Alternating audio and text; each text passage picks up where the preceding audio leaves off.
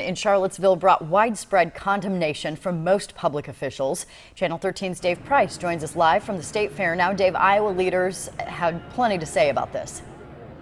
Yeah, and we couldn't find one single Iowa elected official who would speak up in favor of these groups of racists who got together. No real surprise, right? But that incident that happened in Charlotte couldn't be any more polar opposite than something we witnessed here today. There was unmistakable unity here, a way to show pride for their country and pride for those who fought for it. Now there's a new tribute also. This tribute bell is a lasting symbol for the freedoms veterans risked their lives to protect. Just the discussion and the dialogue that it generates so that we don't forget that men and women are stepping up every day.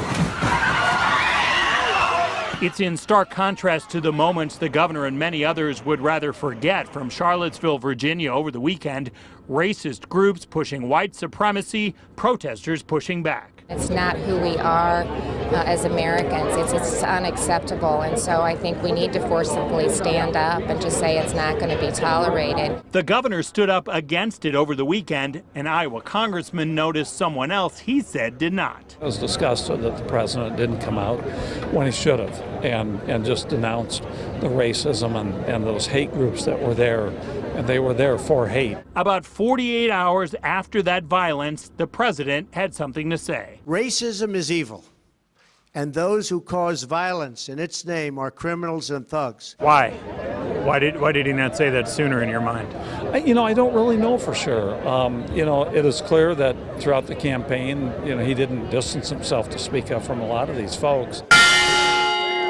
Those folks in Virginia now seem so distant from this show of togetherness, honor, and patriotism in Iowa. You talk about who we are as Iowans and that we are a diverse community and we represent all Iowans. And first of all, we need to get back to talking and communicating and looking for opportunities where we can come together and drive positive outcomes.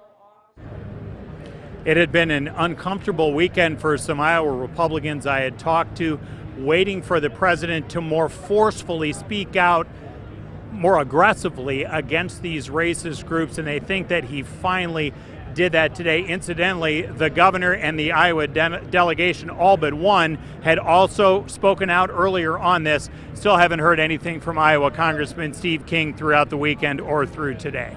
All right, Dave Price reporting live for us from the State Fair. Thanks, Dave. Another Democrat.